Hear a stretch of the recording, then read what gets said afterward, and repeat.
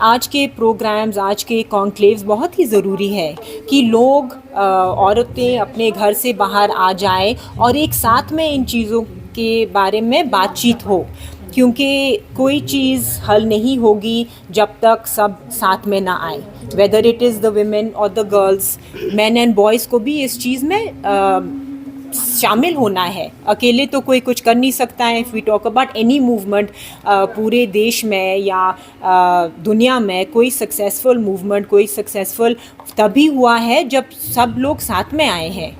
ये तो मैं बोल सकती हूँ कि 16 साल हमने काम किया है, लेकिन मैं तो सैटिस्फाइड नहीं हूँ, क्योंकि हम तो आगे ही देखते हैं कि हमने इतना किया है लेकिन इतना कुछ बचा है काम करने के लिए। हर दिन आपने भी देखा होगा, आप अखबार खोलते हैं तो इतने सारे बहुत ही डिस्टर्बिंग स्टोरीज़ निकल के आते हैं, whether it's domestic violence, whether it's violence in the public space.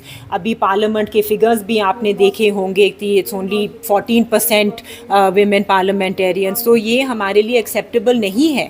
हम तो उस दिन के लिए नहीं वेट कर रहे हैं कि 30% रिजर्वेशन मिल जाएगी। वी आर वेटिंग कि 50% वहाँ पे हमारे विमेन पार्लियामेंटेरियंस होने चाहिए। हर स्टेट में हर MLA जो वहाँ पे होते हैं, we are looking at a 50% minimum for women to participate. कोई भी कंपनीज़ में आप देखें, आप बोर्ड्स पे वहाँ पे देखेंगे तो ज़्यादातर चेयरपर्सन मैन होता है, पूरे बोर्ड ऑफ डायरेक्टर्स ज़्यादातर मैन होते हैं। तो we are looking at this from across, राजनीति में नहीं, only not Lok Sabha, not Rajya Sabha, but from every sphere of life. आप कहीं स्कूल में जाएं, आप कभी कहीं कंपनी में जाएं, women should be there. Women have a voice, they have a right. So they have a right to speak, they have a right to be seen, and they have a right to be an equal participant in society.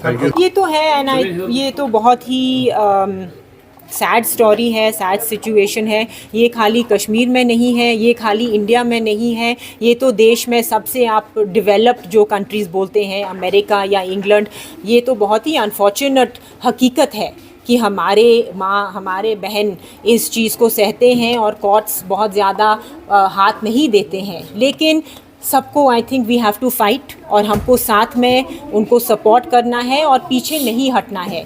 जो रास्ता है वो शायद कभी सीधा रास्ता नहीं है, मतलब दिक्कतें आते हैं, रोड ब्लॉक्स आते हैं, लेकिन हमको रोकना नहीं है, आगे बढ़ते जाना है, और इंशाल्लाह एक दिन तो डेफिनेटली सब कुछ ठीक हो जाए। मैं डॉक्टर कुबरानी ऋतु सिंह हूँ, और थैंक यू सो मच। आपके माध्यम से मेरे को लगता है कि हमारे कॉन्क्लेव्स को बहुत ही जज्बा मिलेगी और एक्चुअली इसकी मीनिंगफुल इम्पैक्ट होगा, क्योंकि आपके माध्यम से आप लोगों को बता सकते हैं कि ऐसे कॉन्क्लेव्स हो रही हैं कश्मीर में। जैसे कि हमने हमेशा कहा है कि जम्मू कश्मीर हमारे देश का एक सरताज है, और यहाँ पे जो औरतें हैं बहुत ही कैपेबल हैं, काबिलियत हैं, और हम सशक्त बनाना चाहते हैं इन सबको, क्योंकि हर एक औरत के अंदर एक उम्मीद है, एक हौसला है, और वो अपने आप में कुछ करना चाहती हैं, एक आवाज़ बनना चाहती हैं। एक एम्पावर्ड औरत पूरी फैमिली को एम्पावर करती हैं। अगर एक लेडी को आप एम्पावर करेंगे, उसकी पूरी फैमिली एम्पावर्ड हो जाती है। सिमिलरली अगर मैं चाहती हूँ, जहाँ मेरा सवाल है, इस कॉन्क्लेव में आके मेरे को बहुत कुछ सीखने को मिला, क्योंकि मैं कई सारे लेडीज़ को मिली हूँ जो बाहर से आए हैं।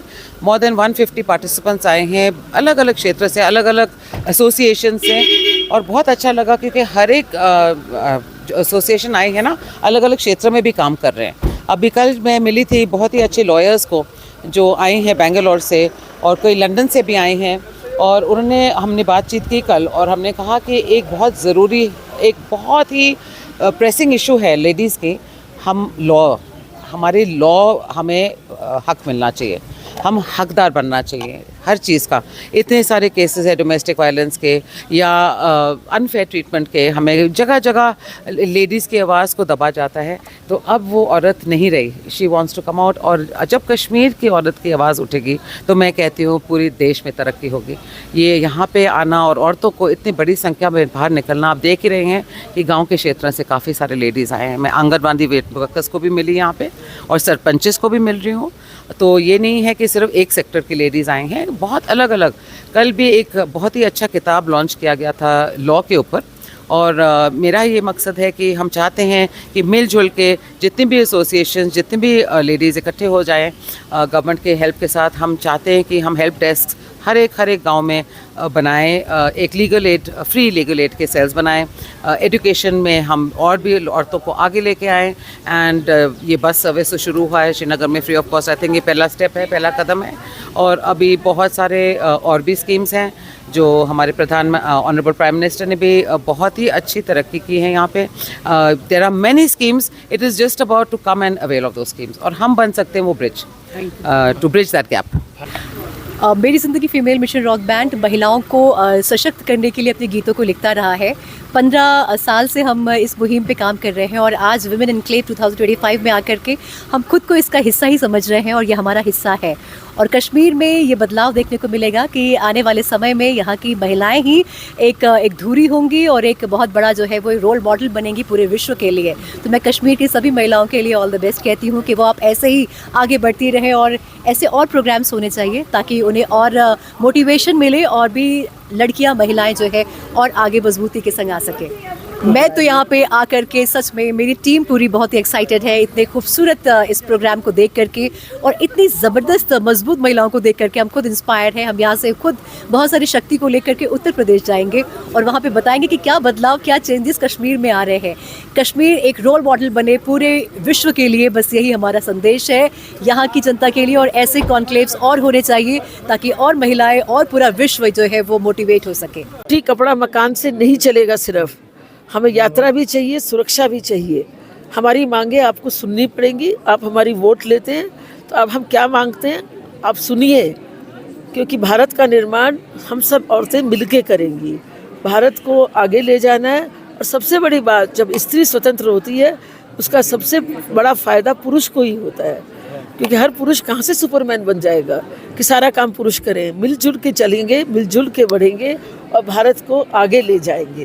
मायावती मोदी स्त्री शक्ति सम्मान जो कि भारत में अलग अलग जगहों में दिया गया है, पहला कश्मीर में आज दिया जा रहा है, फरजाना को दिया जा रहा है। तो फरजाना को हम चाहते हैं कि वो कश्मीर की बेटी बने और हमारे सपनों को पूरा करे। अब मेरा नाम फरजाना मुमताज़ है, और मैं इस जो कॉन्क्लेव है हमारा स्त्री शक्ति की तरफ से वुमेंस कॉन्क्लेव 2025 की कोऑर्डिनेटर थी। इस कॉन्क्लेव की मैं देखिए एक छोटी सी कोशिश थी हमारी, और इस तरीके का ये पहला कॉन्क्लेव है जो यहाँ पे हुआ है, और इस तरह के कॉन्क्लेव आगे भी होने चाहिए ताकि जो यहाँ की वॉइसलेस आवाज़ें हैं वो बाहर आ जाए। मैं ये नहीं कहती कि यहाँ की औरतें आगे नहीं बढ़ी है, बहुत ज़्यादा आगे बढ़ी है, और भी हमें आगे बढ़ने की ज़रूरत है। और इसीलिए मतलब इस तरीके की जो कॉन्क्लेव है वो यहाँ पे होना बहुत ज़रूरी है। कि आपने खुद देखा कि ये जो कॉन्क्लेव है यहाँ पे हमारे जो स्पीकर से बाहर से आए हुए हैं, ऑलमोस्ट 180 के करीब हमारे स्पीकर्स आए, और आपने देखा कि जो यहाँ पार्टिसिपेंट्स आए हैं इस प्रोग्राम में डिफरेंट डिस्ट्रिक्ट्स